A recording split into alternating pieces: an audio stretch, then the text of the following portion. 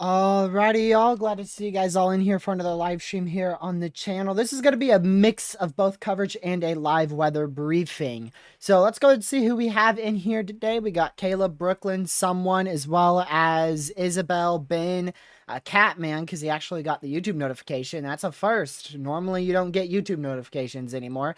Haley, Colin, Sam, Marcus, and everyone else who's in here who may be watching and not chatting. Glad to have you here as well. And anyone else who I might have forgotten in the chat, I'll go through and just see. I think I got nearly everybody. So yeah, let's go ahead and dive right on into this. Let's hope that this scene is correct. I might have been, let's see. Okay, I was messing with some settings for the for my computer's resolution, and I don't know if I put it back to the right resolution, so I hope that the stream won't crash. I don't know if I put it back to the right resolution or not. Are my counties off? My counties are definitely off, aren't they? They sure are. I recognize that right off the bat. I was like, this doesn't look normal. So just a quick rundown. We've got some severe weather kicking off here in South Carolina. A couple isolated severe storms today. Let me switch to the correct outlook. That would be a pretty good starter here. So there's your slight risk for severe weather. Coastal South Carolina, coastal Southeast Georgia, and a slight risk. Another slight risk out here in Texas. I actually haven't checked that just yet, so I'll have to go through that in just a minute. And then the main risk is going to be up here in South Dakota, Nebraska, Wyoming, and even a very small portion of Montana there as well. So we've got a lot to go over, including the potential for a once-in-a-25-year flood event in Florida. So that tropical system we talked about, because of wind shear, we now know that it's not going to be a depression or a tropical storm. They're yet to even highlight an AOI on it. However, it is still going to bring potentially historic rainfall, maybe even possibly record-breaking out there in the southern tip of Florida. So we'll go over that. We have the potential for, I think they're forecasting up to 15 inches of rain in the next 70 hours or so in southern Florida. So we'll go through that as well. But once again, here's your whole overview for the outlook today. We've got the level 1 here in the marginal, level 2 in the slight, level 1, level 2, level 1, and a level 2. So a few areas that we're keeping an eye on, but like I said, the only main threat is really going to be wind and hail.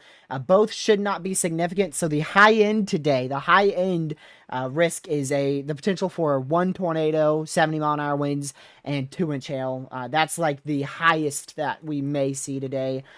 We shouldn't get anything over that. We've already seen 60-mile-an-hour winds, 1-inch hail today. Both were reports, of course. So here's our tornado risk. We've got very small, a very, very small 2% out here in Georgia, South Carolina, and then a bigger area for a chance for a brief tornado up here in North Dakota, South Dakota, Nebraska, Wyoming, even into a small portion of Montana. All right, let's go ahead and just switch on over to our HRRR model run here because, we just want to see what the rest of the day may hold up here in almost at South Carolina, South Dakota, North Dakota will go up here. So these storms are expected to be isolated severe. We shouldn't have a line of severe storms. Within this line of rain, we'll probably have like an isolated severe storm or two. And that should persist until about 8, maybe pushing 9 o'clock Eastern time tonight before that stuff dies out. Then we'll keep an eye on tomorrow. I don't think we'll need to be doing coverage tomorrow. I still plan to do a briefing tomorrow, though. Probably a bit later, probably closer to, it depends, but it might be closer to like 8 p.m. I don't know if I want to watch the 00Z render or not. Let me think. Yeah, actually, no, we would just be able to go live at our normal time because we don't need the 00Z for the next day, just for the day after tomorrow. Then down here in Texas, is that slight risk for wind? That's like the only thing I see this being for. It's for hail and wind tonight. Storms are expected to really start kicking off as we go towards 8, 9 o'clock tonight. They already have an MCD out. Let me see what that says. 40% chance of an isolated, or 40% chance for a severe thunderstorm watch due to isolated thunderstorm development that is underway. That's not going to be the main risk today, though.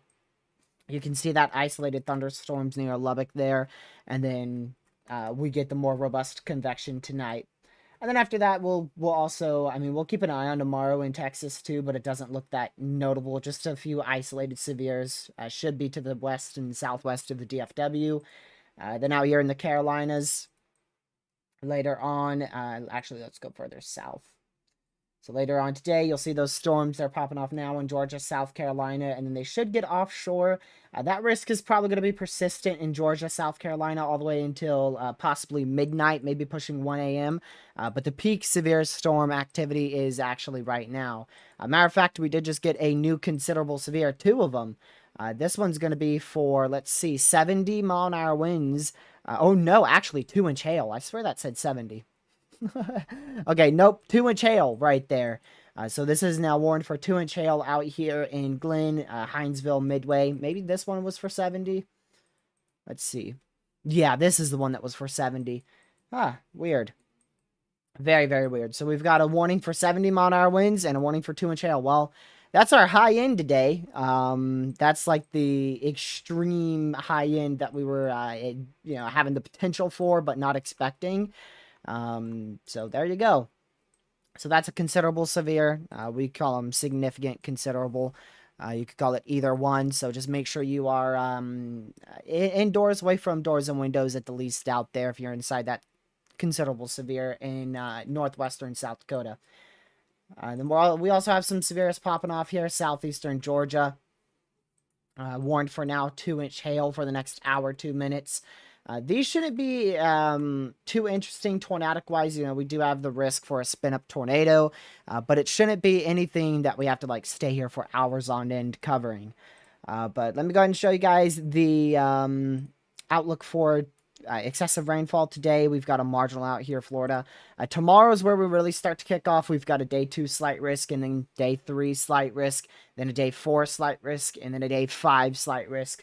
So all those days we are anticipating the potential for flash flooding. I would be blown away if at least not 2 of these get upgraded to a moderate. I would be pretty surprised if we don't see at least 2 moderates out of this 5-day stretch of rainfall. Here is the expected rainfall totals. I don't even know if this is actually going to be able to register all the rain. Okay, it is. There you go. So this is what we're anticipating. About 9 to 10 inches of rain is anticipated. Now, some other models go, a lot more vigorous on that. I actually haven't looked at the model runs, honestly, the CAM models, but the HRRR, let me just show you this abomination of the HRRR model trying to depict precipitation rainfall here. Here's your abomination that is the HRRR. This is fully broken. That literally means it's maxed out 14 plus inches of rain, most likely over 15 inches of rainfall out there. Matter of fact, if you can see above my face cam there, see the little text at the southwest tip of Florida? That's 21 inches of rainfall according to the HRRR. So that's what I was talking about with it possibly being a historic flooding threat out there. I don't know when the heaviest rain is anticipated to fall. I mean, gracious day, it's just completely consistent. My word. And then the NAM model, I don't know what the NAM model does. Gracious day, that's why we don't listen to that thing. Then the NAM 3K goes absolutely crazy on the coastline. So it seems like there might be a bit of uncertainty on exactly where the heaviest bands of rain set up, which is probably why we don't have that moderate risk 3 out of 4 just yet for rainfall. But we'll be keeping an eye on it. We most likely won't cover it too much. We'll definitely mention it, talk about it here and there, but we probably won't be doing solid coverage for a rainfall risk. But again, if you're just joining, here's today's risk for severe weather. We've got a slight risk for severe weather up here. That's a level 2. And a slight risk for severe weather out here, which is also a level 2. Main threat for today is going to be damaging winds and large hail, although a brief tornado can't be ruled out in both South Carolina, Georgia, as well as back up in our main risk area for today. We also have another slight risk down here near Midland and Lubbock, Texas. You can see that there, another level 2 risk. Again, wind and hail will be the main issue. Less than 2% chance for tornadoes. It doesn't mean that tornadoes will be impossible out here.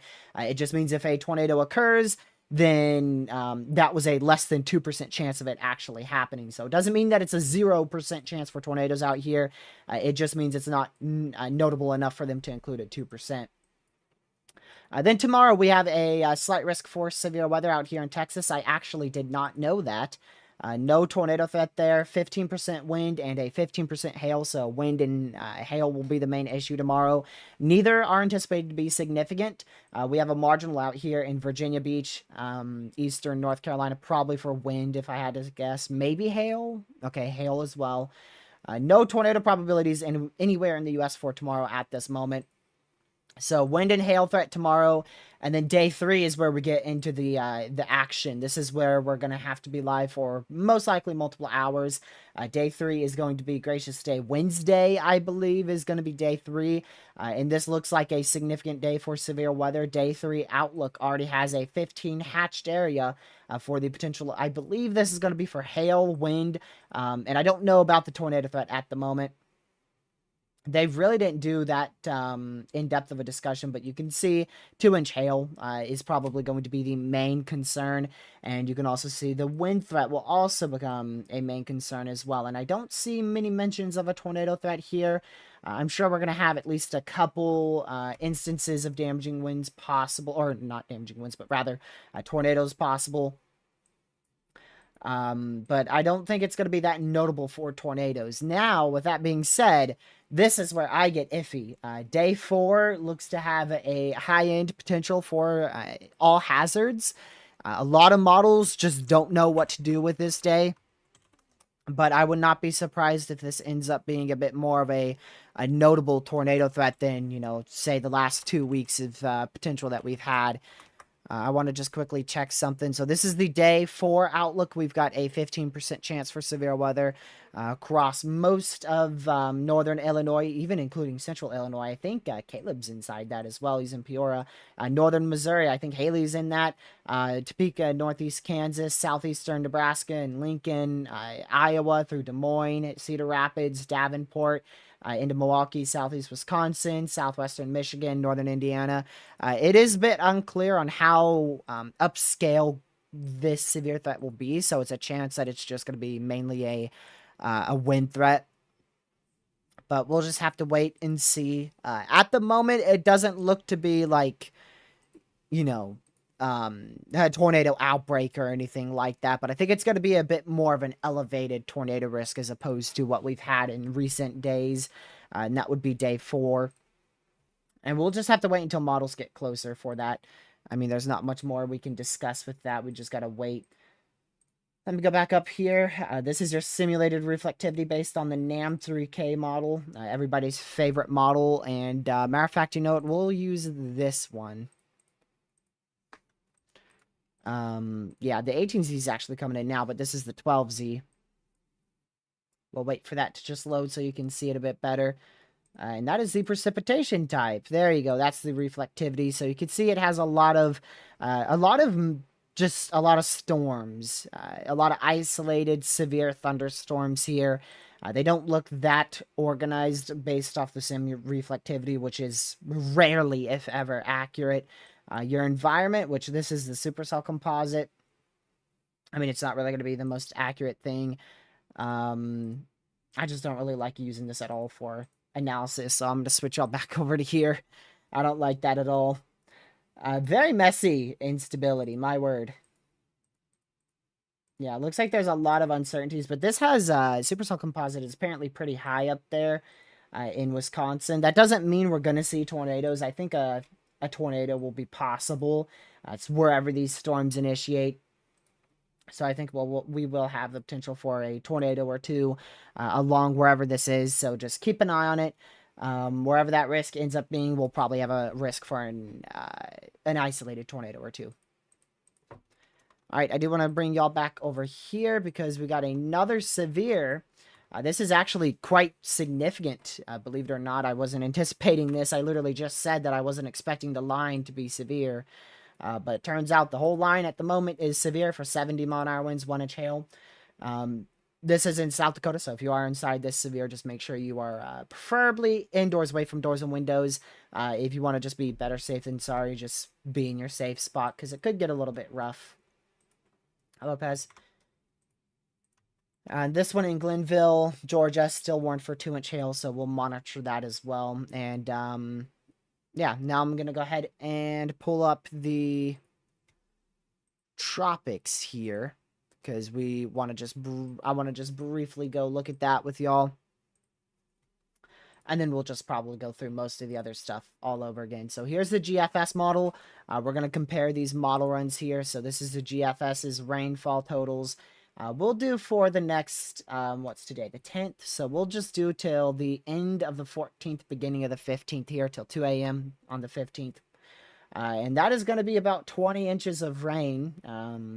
Yeah, that's going to be between 16, 20 inches of rain out there in Florida. And I want you to take this as if it's never going to happen because it's most likely never going to happen. But the GFS, for some reason, you'll see it. You ready? There it is. That is a hurricane on the GFS. Look at this. That is a 957 millibar hurricane on the GFS model. The chance of that happening is literally very close to none. I don't see a way how that's going to be possible in late June. I'm not sure. I'm not sure what this model is really depicting here, but I am sure that it's doing something weird and has no idea what it's doing at all, but it is for some reason just flopping out a category 2, potential 3 hurricane out here. Again, don't trust that. Matter of fact, I want to just look at the ensembles for this. Let's just see if the ensembles support that. Honestly, just a couple days ago, they did. I haven't looked at these in a hot minute, so we're going to be looking at this together. Let's go to the entirety of the Northern Atlantic here. So there's our system next to Florida. Not really anything too crazy. It seems like wind shear should keep that main tropical activity at bay. Still going to have the potential for historic flooding in Florida today and for the next 5 days. Really kicking up tomorrow. And then the GFS, let's see what it does here. I mean, it just flops a bunch of stuff in the Gulf. Pretty much 90% of the time with these model runs is what happens is, if it's like 300 plus hours out, the ensembles will be like, there's really good consistency. And you slowly start to creep closer and closer. And then once you get to like that 84-hour mark or so, normally the GFS and ensembles just quit and don't support any tropical activity. That's just typically what they do. That's why it's hard to forecast hurricanes. More likely May, June is when it's the hardest to forecast. And once you get towards August, September, even July, it gets pretty easy. Then here's the European ensembles. Now, this won't go nearly as far out. I think it goes 200 some frames out. But you can see it has some development Why does this go out 354 hours? Wow. I didn't know that. No, 360 hours. I did not know that. I thought it'd go out like 240. Wow. So again, the European ensembles here, they have something in the Gulf, but it's just going to be something to keep an eye on. It's not like we're going to see a hurricane or anything, so don't worry about the tropics, period. Just keep an eye on it, and we'll monitor them. If something more notable develops, you know for a fact I will let y'all know. At the moment, the most notable thing in the Gulf is the potential for flash flooding for the next 5 days in southern Florida.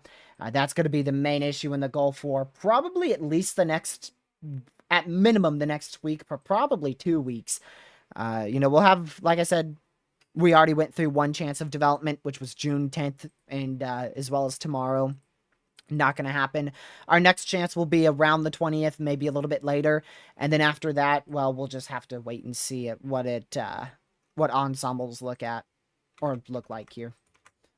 Georgia, yeah, you've got a big beast of a cell heading your way. A lot of lightning, probably some decent-sized hail with it. I'll go ahead and pull up my analysis radar so we could look at it a bit closer. I changed the resolution on my my monitor here, so it's completely moved everything. It's not that annoying, though. So let me go ahead and we'll use your South Carolina radar site. That's your local radar site out here. So there's not going to be any tornado threat with this. I would be blown away. Yeah, there's no tornado threat with this at all. The main issue by a milestone will be hail. So if you're right out in front of that pink right there, see the pink? If you're right out in front of this, it's going to move off to the southeast. So it is going to head right towards your location. That's where we're going to have a bit of a hail issue. Now, the hail core is weakening. I see this big spike here on the reflectivity. This means that the hail was decently large.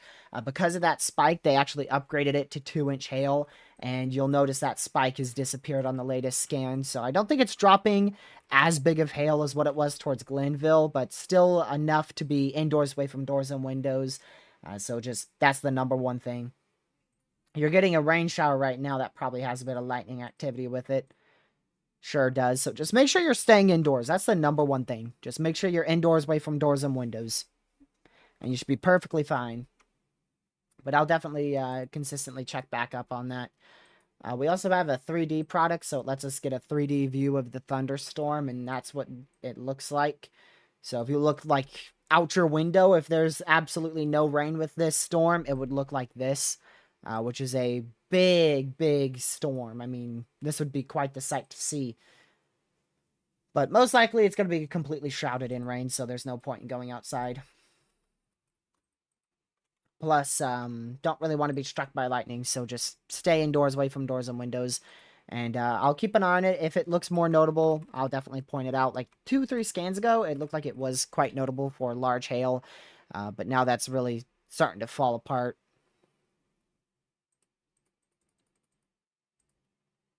So I'll continue to watch that. If you guys haven't already, make sure you hit that like button and share the stream. Those are the two most important things. We're currently waiting for the SPC's new Outlook, which should be out at any given second. Matter of fact, I think it might have just came out. I don't know if this is the new Outlook or not.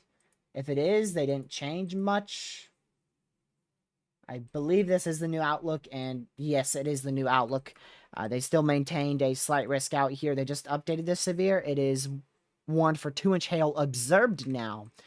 So that means somebody reported a 2-inch hailstone somewhere. All right. What are we doing here? Okay. 2-inch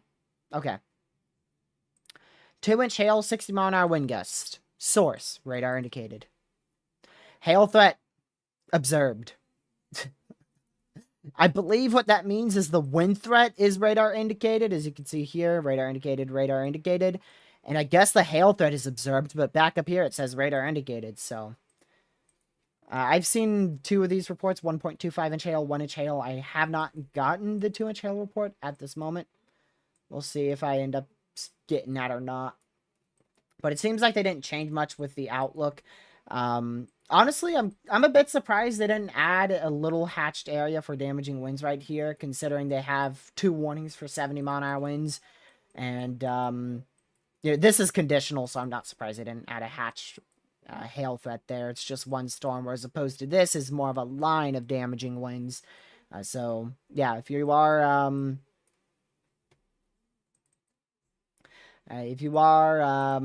inside these considerable severes, like this one in Southeast Georgia, just make sure you're indoors away from doors and windows if you're in any severe. The considerable ones just mean that it could be a little bit more of a notable threat, so you may want to consider just going to your safe spot.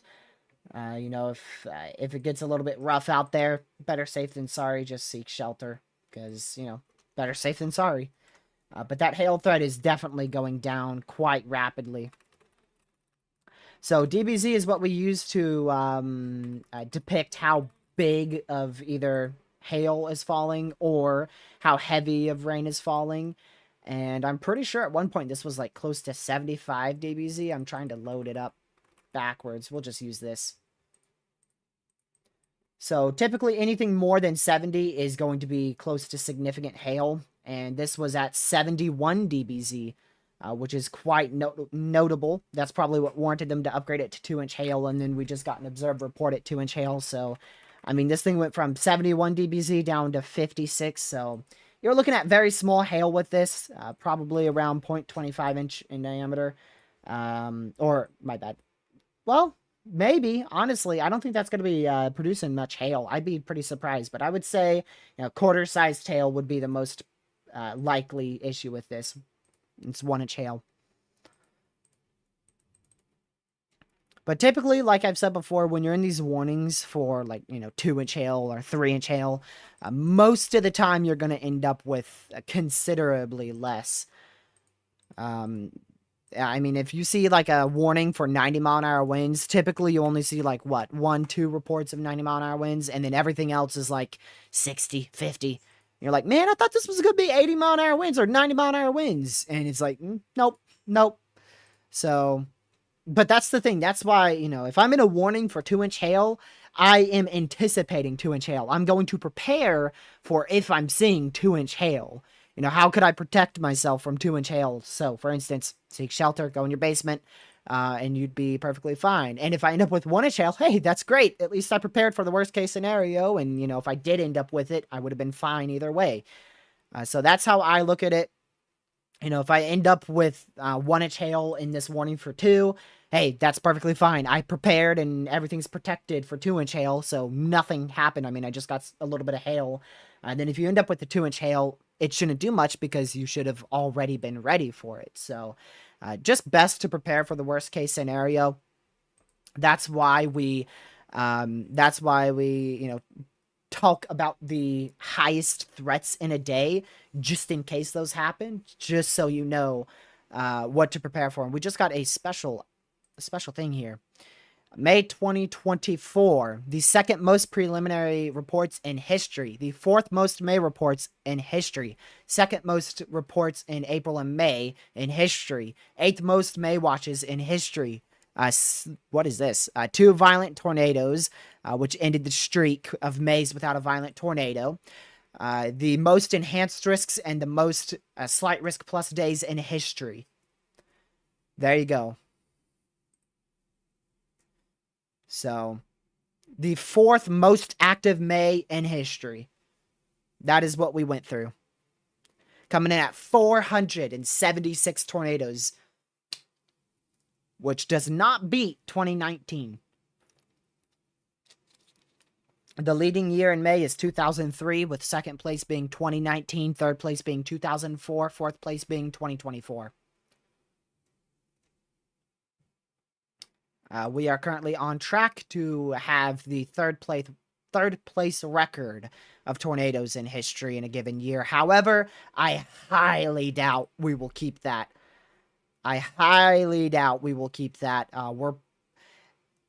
We're probably gonna, I don't know, honestly. The patterns this year look to favor both tornadoes in summer, what we're about to go into, and as well as Dixie Alley returning in October, November, December, maybe even late September. And then with the active hurricane season, that's probably going to give you at least an additional 20, 30 tornadoes. So maybe we will keep it on course for the fourth most active tornado season. We'll see, though. You know, it's pretty difficult to see us keep up with that. Lord have mercy, that's an Omega block. Oh, my goodness, why? I don't want to live in Virginia anymore. No rain for a week. Oh my goodness, I'm done. Monday, Tuesday, Wednesday, Thursday, Friday, Saturday, Sunday, Monday, Tuesday, Wednesday, Thursday. Oh my word, I get like no rain for the next week and a half. And that's if the fantasy GFS hurricane happens, and then that may give me some rain on Thursday, which that's not going to happen either. I do not like this outlook. Here's the CPC outlook. This is your Omega block that's building in. There you go. So very below average precipitation out here in the east. Very above average heat. So, man, summer's here, y'all. Look at the main hazard. This is the main hazard for this upcoming week. Moderate risk for excessive heat. Moderate risk for excessive heat. Large slight risk for excessive heat. Large slight risk for excessive heat. Holy moly, we're done. We're cooked. We're cooked. We're done for. And then here's your tropical system potential. They've put this whole area in a slight risk because we're pretty confident on tropical moisture getting up towards the southern Gulf coastline. It's just a matter of how intense that will be, and I'm quite confident the wind shear is going to be an issue, so we shouldn't see anything too over the top in the Gulf, but definitely monitoring as we go towards late June. And then this is also just a pattern from your Omega block. We're going to see multiple rounds of severe storms possible up in this area. That's just something that we were expecting. The pattern for this year, or not this year, but this month, was a lot of heat in the west, a lot of heat and dry in the east, tropical moisture in the south. I just drew like a frown. And then severe weather in the northern plains and maybe into the central plains as well. That was the anticipated pattern for June, and still is the anticipated pattern for June. And then there's your tropical outlook still for June, July, August. For those who may not have seen it, still anticipating an above average chance for moisture on the East Coast, with an above average chance for hurricanes, or with an above average hurricane season. There you go. The closer we get, the less confident I am in a hyperactive hurricane season. I'm kind of backing off a bit on my forecast. Things aren't really going exactly how I anticipated with the La Nina and the El Nino and that garbage. But we're still on track for an above average hurricane season. It's just not going as well as I thought it would. We're still definitely on track for an above average. I just don't know if we're going to be pushing the hyperactive portion of it. So I'm thinking about backing off on that. Yes, I know, Ben, but I'm talking about just like the climatology and observations that we're seeing currently that is making me doubt what I forecasted a month ago, just over a month ago. Believe me, I wasn't expecting a tropical storm. Like, I'm still not expecting one until either late June, early July. And I don't really think we'll see, like, I'd be surprised if we see a hurricane before August. July, I think, is the most questionable month at the moment. For hurricanes. This is still warned for 2-inch hail, by the way. So just make sure you are, at this point, the main precaution is just stay indoors. I'd be pretty surprised if you see anything more than like 1/2-inch hail.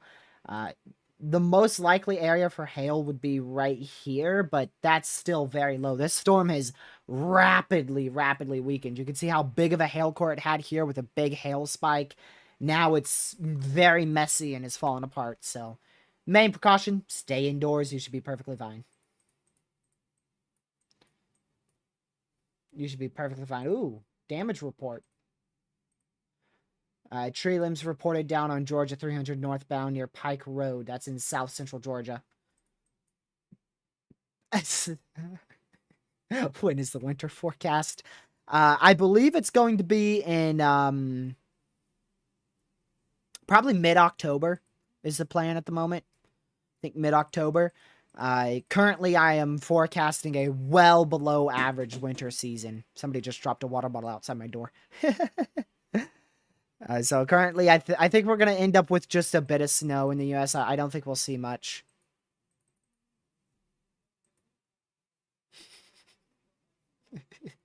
October. Below average. Why? Well, I'd like for us to get a bit closer, but I'm probably not going to be putting many areas in the active or above average snow season. So here's what I'm going to do, okay? For the last 2 years, we have had favorability pointing in the direction of us in Virginia, North Carolina being above average, especially last year. Last year, we should have seen a major snowstorm.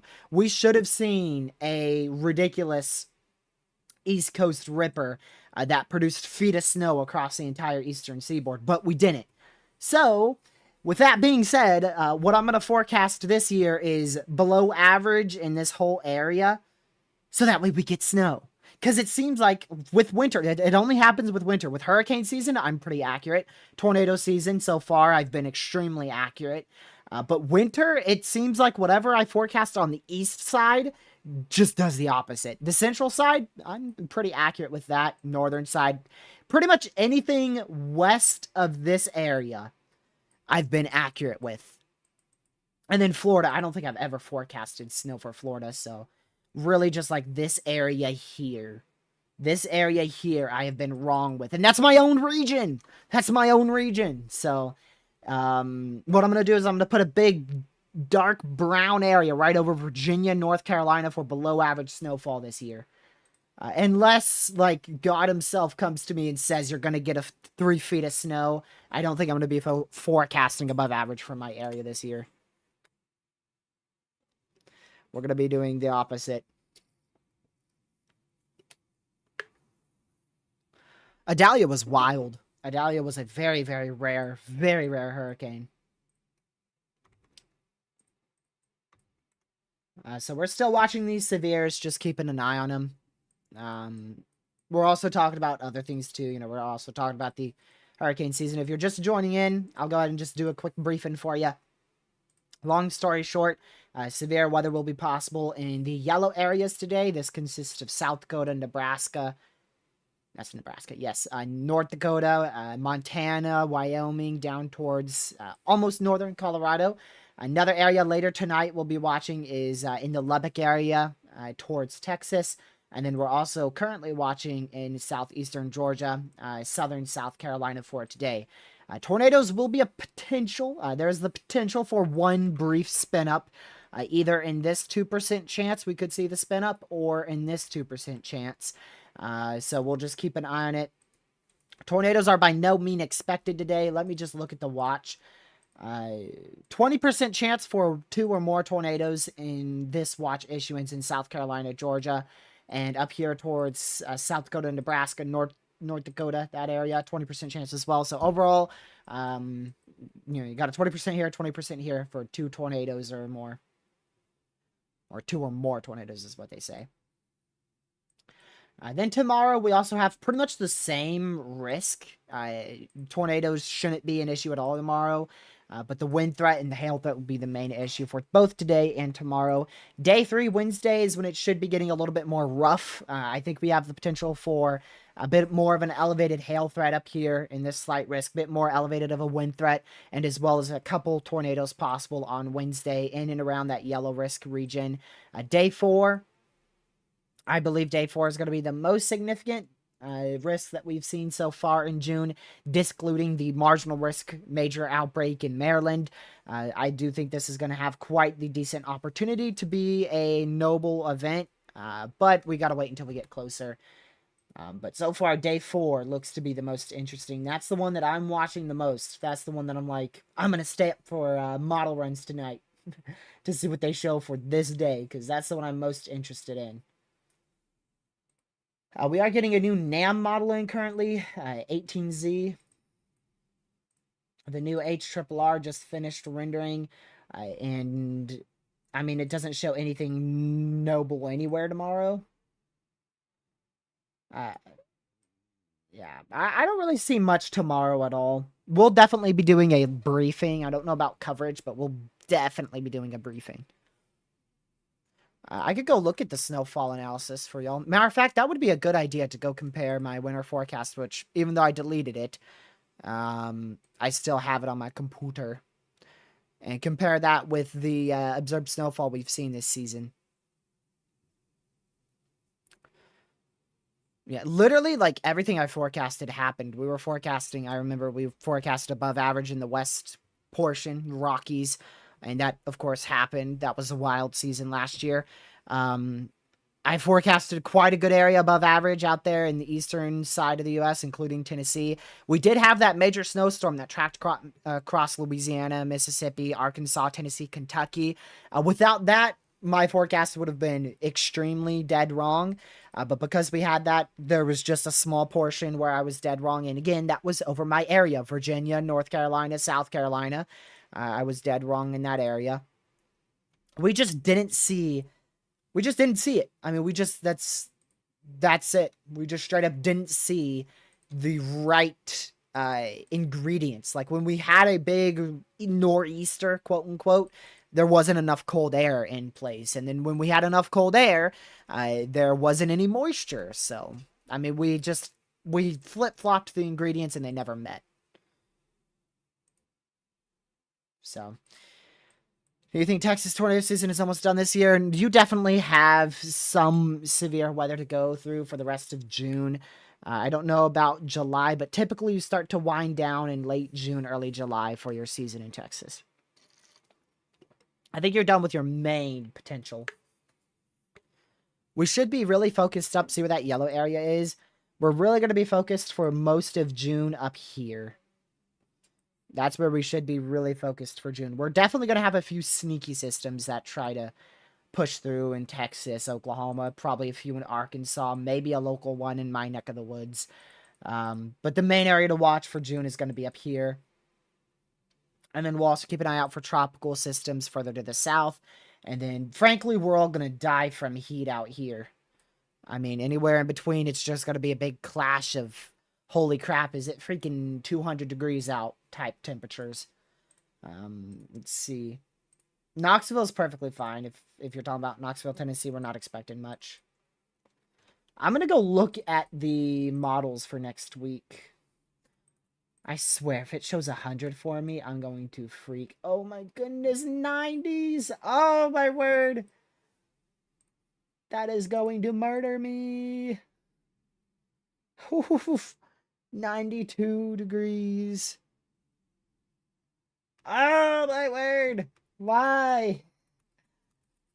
Oh, and then, oh my goodness. Oh my word. Oh my goodness. That's a classic end of the GFS model run moment right there. 102 degrees in Virginia. It's freaking June, all right. The worst part about it is we're going to get, like, no rain for the next 2 weeks, so we're just going to be in a crazy drought. I chased a nocturnal tornado, Indiana. I didn't get to see it, but I did see the aftermath of it. It was a PDS tornado warning. And I chased it. It actually almost hit my hometown in Southern Virginia. No, actually, it was in Northern North Carolina, my bad. I think it was an EF1, but no, I haven't, like, seen a tornado. Chased one, but didn't see it. We decided to run away. Once we got close enough to the inflow, it was nocturnal. I was like, you know what? I'm not risking this, so we just turned around and went home. And then the next day, we went by and saw the damage. It was mainly just tree damage.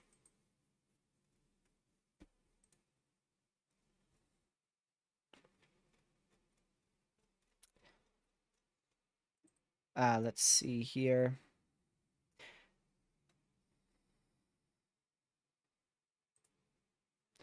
Okay.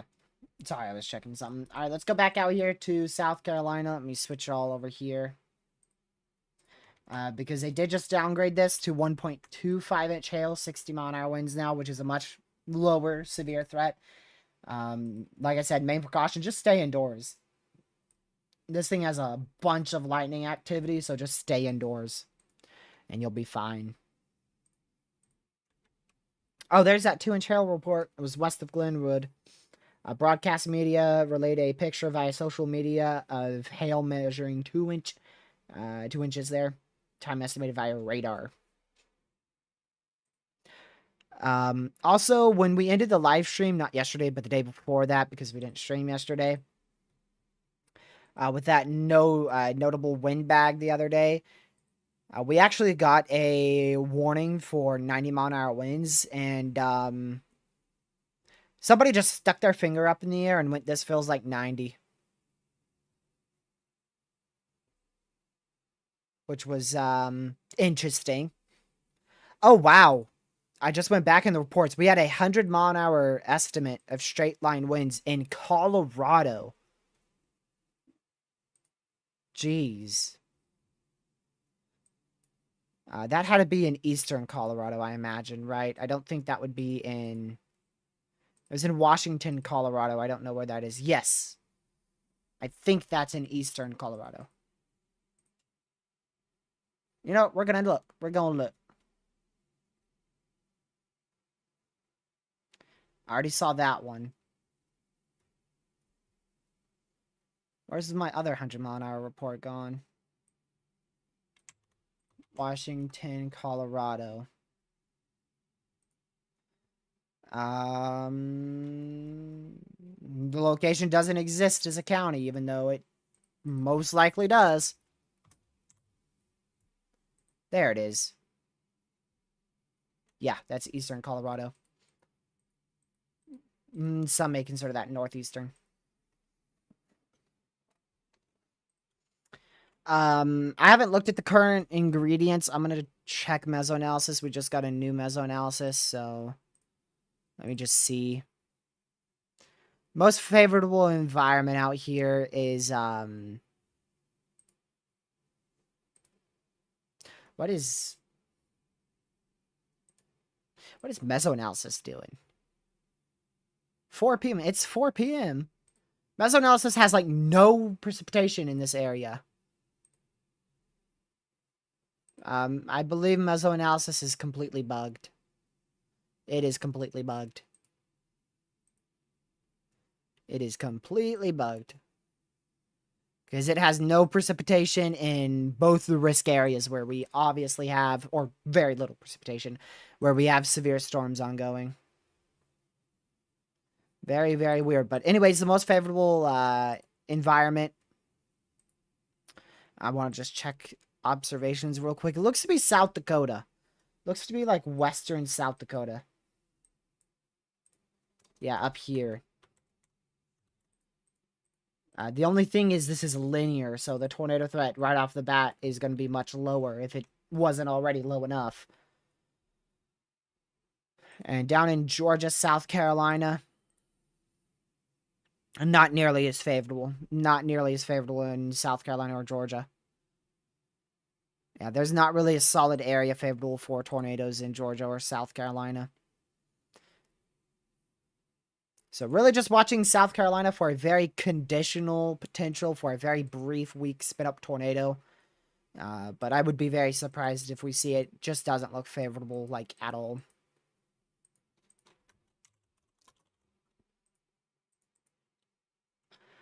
I also want to go... Ooh, did they upgrade that? Is that 70 still? Nope. They just downgraded this severe. So in 7 minutes, we'll lose this considerable for 70-mile-an-hour winds.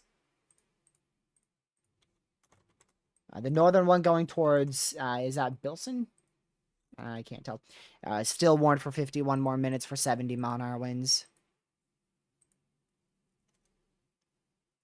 Let's see.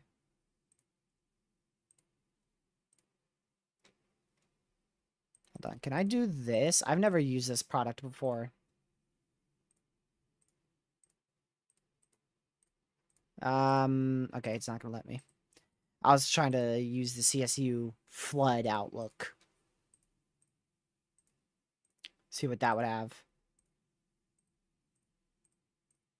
Yeah, the rest of June doesn't look too interesting at the moment. Like I said, June's gonna be one of those severe months where you really can't tell what's gonna happen until like 48 hours out. So I'm very surprised we've seen a day 4. We've already seen 2 day 4 risks and even a day 5 risk already. However, the predictability is still low enough for both of those days to where we don't know exactly what hazards will occur.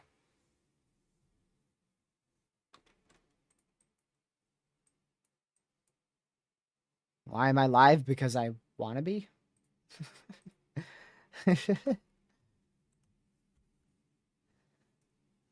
Plus, I just wanted to do the live stream a bit beforehand, and we were seeing considerable severes, so why not? So if you guys haven't already, make sure you hit that like button and share the stream. Those are the 2 most important things. If you want to, you can subscribe. YouTube will recommend me to your feed so you can come back for later streams. But the most important thing is liking and sharing, because that pushes us out to more people. Let's see. Okay, Marcus, what is your definition of the Midwest? Because I actually know someone who considers like Oregon and Wyoming, like this area, the Midwest. Like to them, the Midwest is this. So it depends. I personally consider the Midwest this area here. Like that's generally the Midwest to me. The most Midwest states is like Wisconsin, Illinois, Indiana, Ohio, and Michigan. Those states. That's what I think is the main Midwest. And the severe weather potential for the next 2, maybe 3 weeks is most likely going to be in this area here. Generally in that area. It could be a little bit more off to the south, barely, but I think that's going to be the most notable area. Ignore the blue right here. Because we should have a slip and slide threat to where we see systems form out here, and then they move like this, and then die out somewhere over here, and then we see that 2 times, 3 times, 4 times. We're seeing it today. We'll see it on Wednesday, Thursday, maybe even into Friday. And then it looks like some ensembles have started to pick up on the potential of severe weather in nearly the same locations as we go towards about a week from today or so. We're in derecho potential, but I wouldn't say we're in a derecho setup, per se. I think we're in derecho potential. But I don't see anything that screams like derecho's possible anytime soon.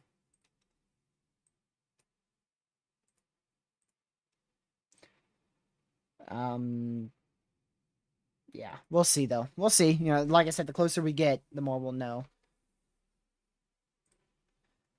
I really like to wait until 48 hours before the threat to really dive into what we could see. I don't think they mentioned tornadoes in any of their outlooks, actually. Let's see. Tomorrow, I know for a fact they didn't. Day 3, I think hail and wind was the primary thing, really on the hail side of things. Yeah, no, they didn't mention tornadoes.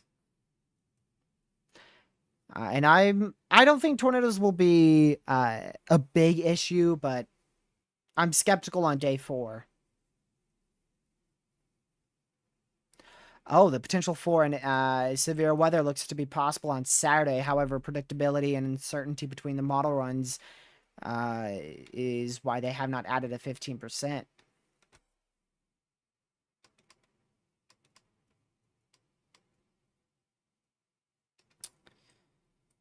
Let's see.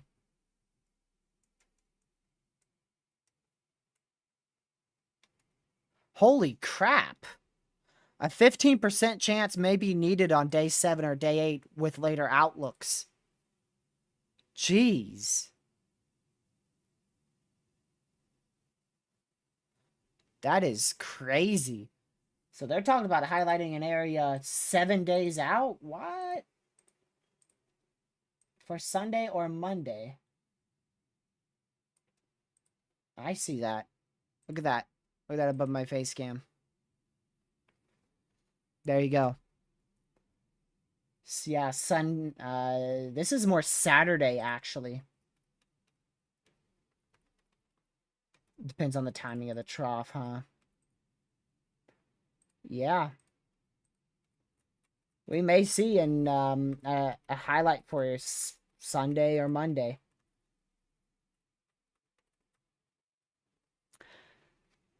Let's see here. What are some weather qualities that could produce and strengthen a derecho? Instability. Two things I look for with derechos is a bunch of instability, which we have we have a very high amount of instability, that is for sure, but also a very strong low pressure. None of this really screams derecho at all.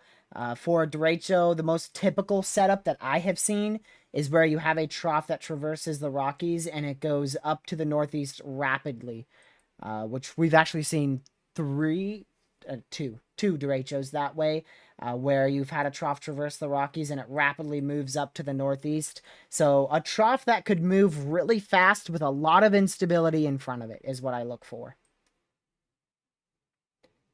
And you could see you have that on Saturday, Sunday. See that shortwave that moves really, really fast. And if we look at the instability, there's not a lot. Like, I really like to look for 3,000 to 4,000 instability for a derecho, because derechos eat up a bunch of instability. And another thing you look for is on the wind barbs here. So I don't even know where the heck the low pressure is. This is just confusing. So your low pressure is up here. So you would look for your wind barbs to be orientated from from kind of north to south, this general direction, northeast to southwest. I don't know what I was saying before. So your wind barbs, these are just straight like this. You can see you've got a low pressure somewhere up here, and definitely a very tight second low pressure here. And see how those wind barbs are very much pointed like from north to south? That is definitely going to favor damaging winds as opposed to, like tornadoes. The only issue is it seems like you have a lack of instability, so you need more instability for this. Definitely more mid-level lapse rates. And you would definitely need more of a jet stream as well. So that definitely does not favor a derecho for, like, the southern portion of that. But I wonder about the northern portion. So there's your low pressure on Saturday. Again, this is just a model run, but I do want to just see. So there's your low pressure. Your cold front would be a bit further back towards like this area. Then you have a second low pressure with probably another cold front. Warm front would be generally in that area. You've got a lot of wind barbs that are pointed from north, from the south to the north. So that would favor more of damaging winds. So it's very difficult to forecast. The derechos are really, really difficult to forecast. Very, very difficult. For instance, one of the most notable derechos in recent memory, December 15th, 2021, we had a derecho across portions of Nebraska and Iowa. That thing was a day, in the morning, I'm pretty sure, in the morning, we were at a day 1 slight risk. And by the afternoon update, we were at a day 1 massive moderate for all hazards. So it's not something easy to predict at all. They are not easy to predict. Matter of fact, most of our derechos this year have just barely been predicted. Most of them are in a slight risk to an enhanced risk. We might have had one in a moderate. I don't think any of the ones in the Deep South got confirmed, which were moderates, but I know we had a derecho in Nebraska in an enhanced risk, derecho in Kansas in a moderate. I do remember that one. And then we had another derecho in Houston in an enhanced risk. So we've had 2 enhanced risks, which is a level 3, and then 1 moderate risk derecho, which is a level 4. So they've done decent. Most of the time, though, for derechos, you're going to see a moderate get put out. Like if we have a 45 sig wind and the models show a big line, typically you're going to be thinking a derecho.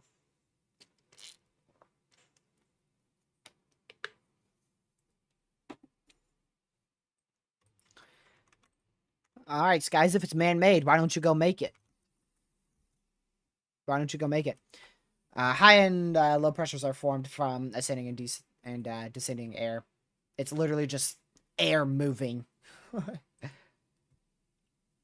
Rising and sinking air. Not anything too crazy. Man-made weather. That's the stupidest thing I've heard.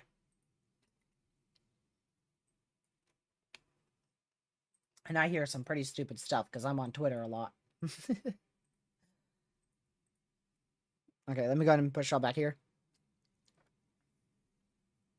I don't think that's ever happened, Indiana.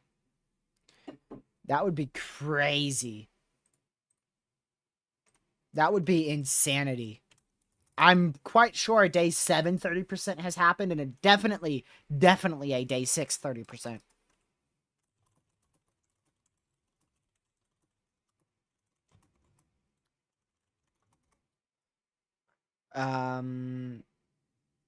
Yeah, I don't think they have. If they did, it had to have been like a very long time ago. Yeah, there's a day 6 30%, day 6 30%. What about a day 7? Looks like a day 8 has not happened before. Another day 6. I don't even know about a day 7, actually. I'm sure we've had one, though.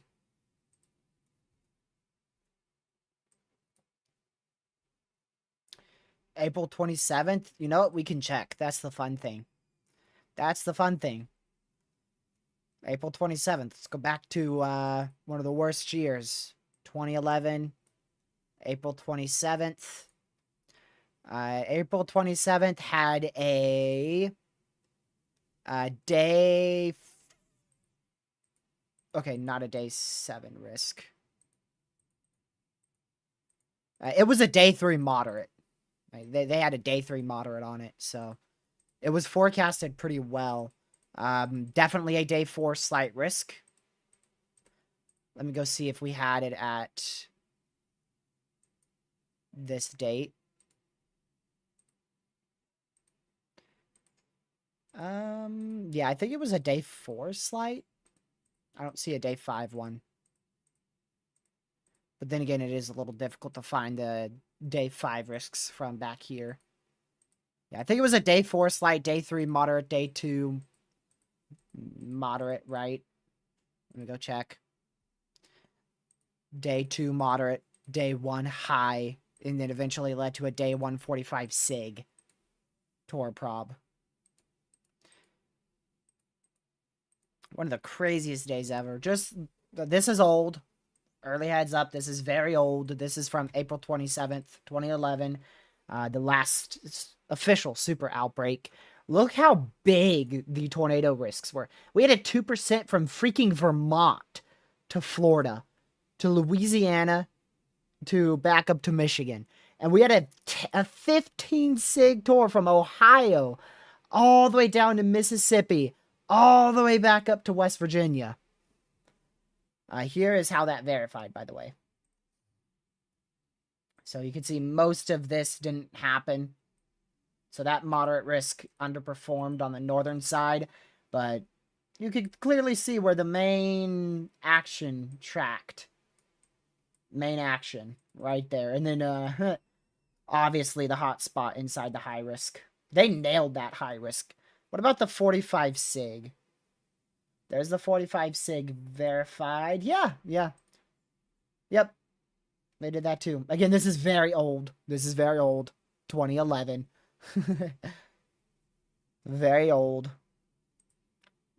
You know what I haven't looked at? I haven't looked at the observations. I've never looked at this before. Oh my goodness, look at that. Look at that. This is the 00Z observations here from April 27th, 2011. Very massive classic Giga Trough. Look at that thing. Negatively tilted. A very sharp access point, too. Look at that. My word. That trough takes up the entirety of the U.S. That trough takes up the whole U.S. And you can see a very sharp point right over Alabama, Mississippi, Georgia. Maybe even pushing into North Carolina, South Carolina. Absolutely crazy. And then, of course, we had the watch here, PDS Tornado Watch issued shortly.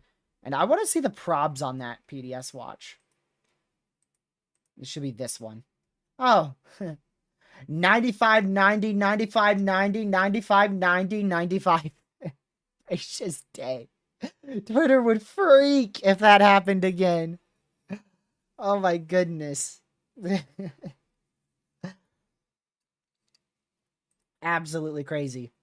What that means is there's a 95% chance for 2 tornadoes and a 90% chance one of them is significant. Did they have the wording out on this? Let's read the special discussion. I believe they did these back then. Yes. Aw, dang it. I was really wanting to see the discussion here. You know, let's read the mesoscale discussion. Oh, that's for me. Let's see here. Visible satellite imagery observations trends increased 8 to 12. Strong to potentially violent tornadoes this afternoon and early this evening in the high-risk area. A long lead time / long duration, particularly dangerous situation, PDS Tornado Watch will likely be issued soon. Again, this is years ago, y'all. This is 2011. I just thought of it. We went so off topic. That's what happens when I get a hold of these historic events, man. If I end up going and look at all these events, I'll go research absolutely everything about them. Now I gotta go look at the meso analysis for this day. I have to. I will not sleep if I don't look at it. Let's see.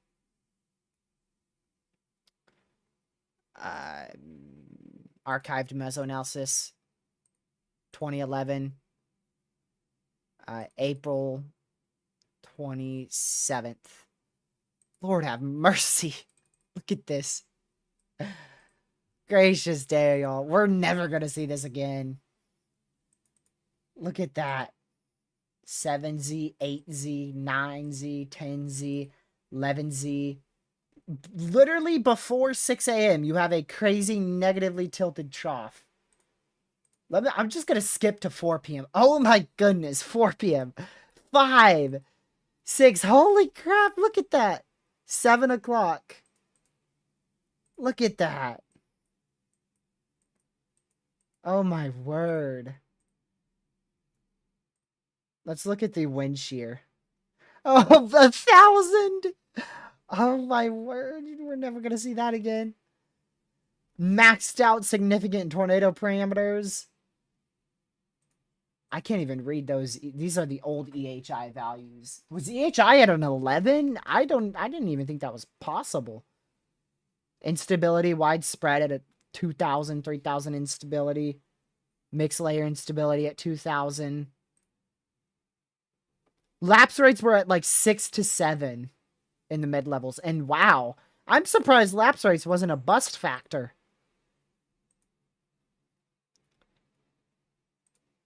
Holy crap, that is crazy. Okay, back to the current weather. My apologies for going so off topic, but I may have to look more into April 27th because I haven't really looked at that much. Gracious day. Okay. This thing is not impressive anymore. That's dying out. This storm in Georgia. Very low and severe. This storm in north of Albany, Georgia. Very low end as well. go back up to these storms in South Dakota. This one got downgraded. Quite a hail core on it still. You can see the purple and even some blue peeking in there. So definitely a bit of a hail threat there. And this is still one for 70.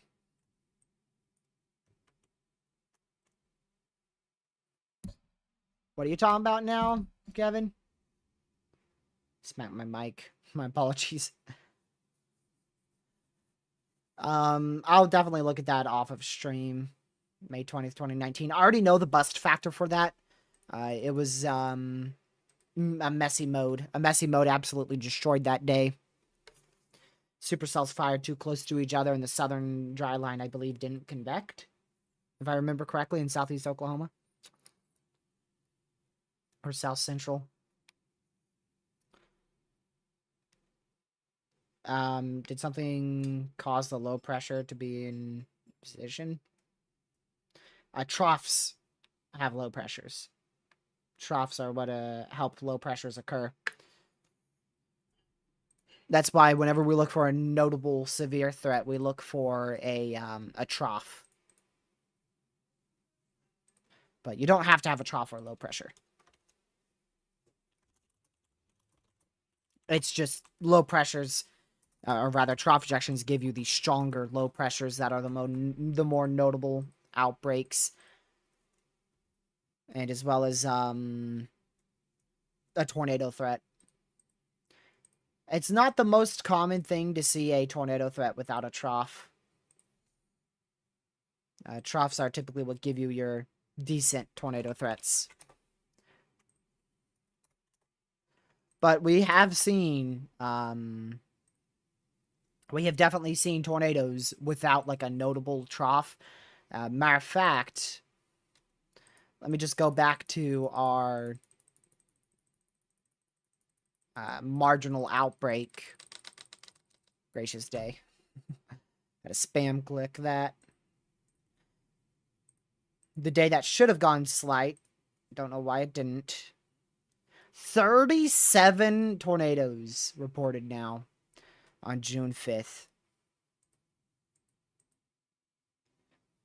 How was that not spotted?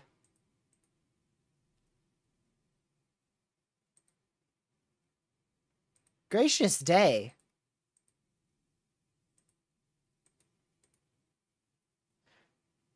What? No wonder why we had an outbreak over Maryland that day.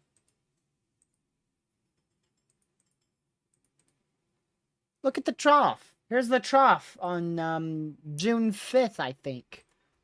Look at that thing. Very negatively tilted trough right there. At the 850 millibar. Plainfield tornado didn't have a trough. What date? I am pretty sure it did. It probably did.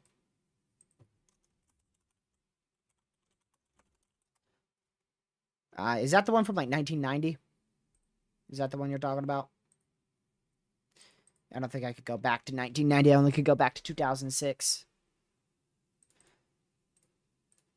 Let's see. June 5th. I'm looking back at the old mesoanalysis for this.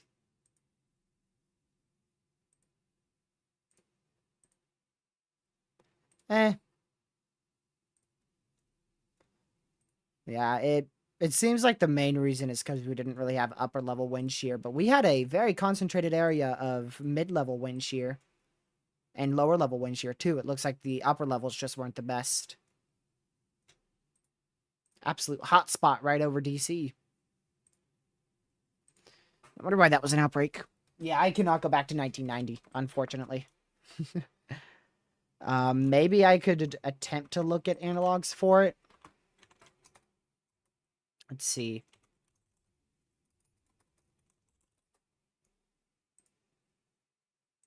There's a chance they have at least some record of it.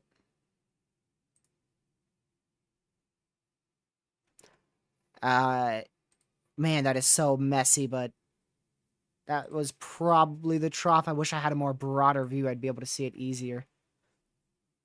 It had a very broad trough. I don't see like an organized trough, but they're not giving me a full zoom out of it.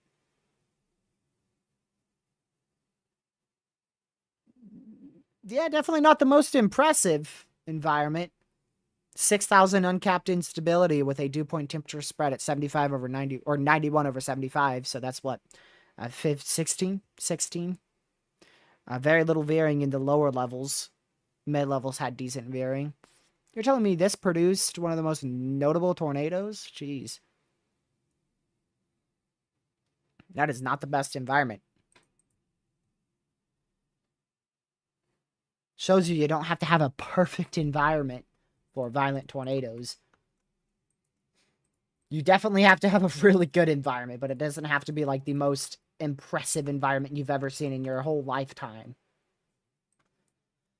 But there's another considerable severe now one for 2-inch hail for the next 40 minutes out there in extreme southwestern South Dakota. Indiana, I don't believe they always do, but it's very likely they will issue an MCD if they upgrade it to high. Yes. I don't think I've seen it where they haven't, so I would say pretty much all the time.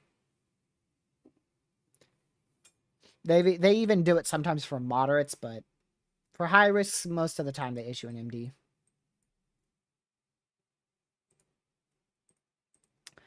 So like I said, main area to watch is South Dakota. For the wind potential. Tornado threat's going to be present in South Dakota, but it's not going to be anything. It's not going to be anything like over the top. Or shouldn't be. I'm not God, so I can't tell you that it won't be, but it shouldn't be anything over the top in terms of the tornado threat. It should be right around the marks of a 2%. And these storms should rapidly die off in about 2, maybe pushing 3 hours.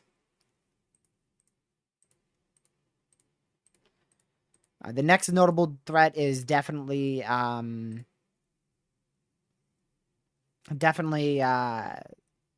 on now, you can think of it. Wednesday. Definitely Wednesday. CSU has a decent prob already for that.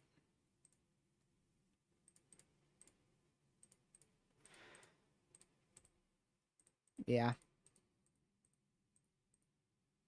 Yeah, I do think Wednesday is going to have a bit of a decent chance for tornadoes. Like I said, I think it will be the most elevated risk we've had so far in June.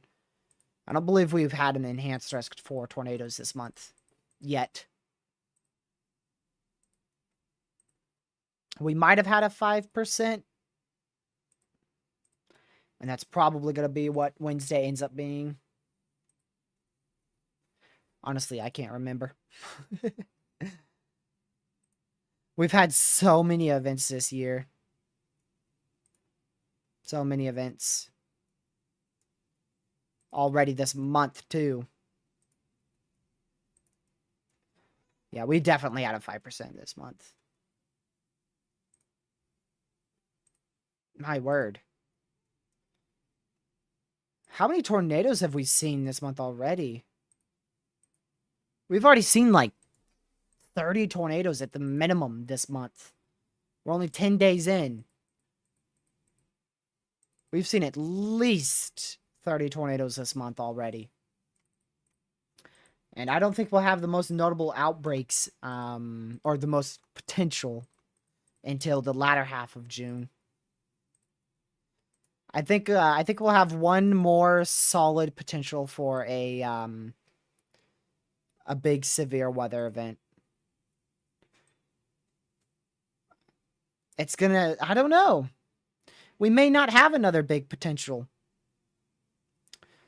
Because that high pressure looks to stay in place for the most of the month. So if we could get the high pressure out here to break down, that's going to be when we could have an opportunity for a trough to sneak in and be a big issue. But we may not get that potential again until the second season. So at the moment, we are locked in for a northern plains, northern central plains, and into the Midwest severe threat for the next 20 days. Like I said, scorching hot out here, probably fairly dry. And then, of course, you have your tropical systems here for the potential of tropical moisture, and then scorching hot out here as well.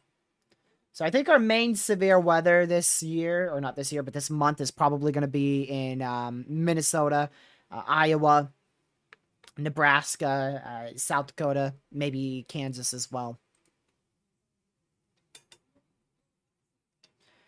But yeah. So again, if you guys haven't already, make sure you guys have hit that like button. Most of you guys have. We're at 48 likes. The goal for this is to get to 50. So just 2 off. If you haven't already, share the stream as well. And if you're new to the channel, consider subscribing. So that way you'll be able to return later. Let me go ahead and go down here to South Carolina. Yeah, this storm's falling apart in Georgia. What about the one in central Georgia? Definitely still strong for sure. You can see that small hail core there. Not anything too over the top though. But we'll keep an eye on that as well. For however longer we are live. And these storms are still going. But they should continue, I hope, continue to weaken.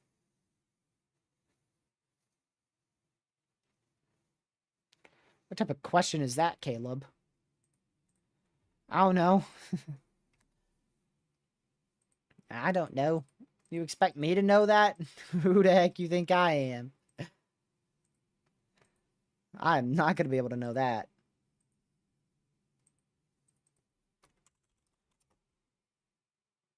Bro just thinks I'm going to know that off the top of my head. Let's see.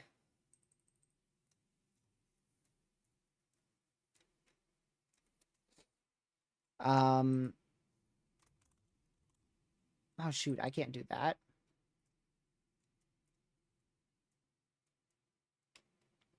So we'll continue to watch these cells, y'all. They're just really going to be wind producers, isolated large hail, and that's really about it.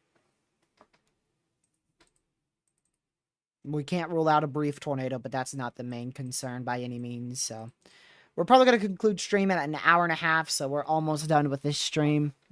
I said between an hour and 2 hours of a live stream today, so we'll just conclude right in the middle. Main reason for that is I smell food. I smell food. So that's not a big day to the point where I have to skip out on my food. And if it was, I would have ate supper, you know, before I start stream, because that's what I do. I'm going to leave it, Caleb. Plus, I've got some things I got to do tonight. I want to make sure I get everything done so that way I can clear my schedule for Wednesday, Thursday. Just in case those days end up being like moderates or something. Never know. You never know. Connor's not chasing today or tomorrow, so there's also, you know, we don't have any chasers out there to watch. And, yeah. There's a few things I want to try to work on for my overlays. Because I'm thinking about trying to add more screens with more windows, but I'm not sure how to do that just yet. So I'll probably... I already tried to make one scene, but it didn't work out. But I'm gonna explore some features of Streamlabs here. You're welcome, Bob. My apologies. I didn't do the best coverage. We kind of went all over the place. We do that very frequently in these briefings.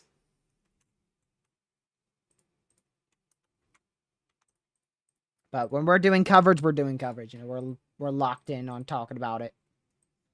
These have just, this has been a mix of a briefing to where we mention the severe storms, look at them for a bit, then talk about the future, then go back and rinse and repeat for about an hour or two. Which actually, before I end, it's coming up on me quick here. Holy moly. Let me show you the forecasted rainfall. There's your forecasted rainfall. Look at that. Look at that. Absolutely crazy. That is the official forecasted rainfall. That is 15 plus inches of rainfall. in the coastal areas of southwestern Florida. So absolutely insane. And you can see, watch this, Tuesday, Wednesday, Thursday, all the days Florida has the potential for thunderstorms and very heavy rainfall. Now, how is that going to happen? How am I going to have a high pressure with thunderstorms over me? Now, that is just unrealistic. SPC's turning into the GFS over here. Yes, you got a high pressure. You also have a severe weather threat, too, under the high pressure, because that makes perfectly good sense. Shocker, there's no snowfall forecasted for the next 7 days, unless you're in the higher elevations of the Northwest Rockies.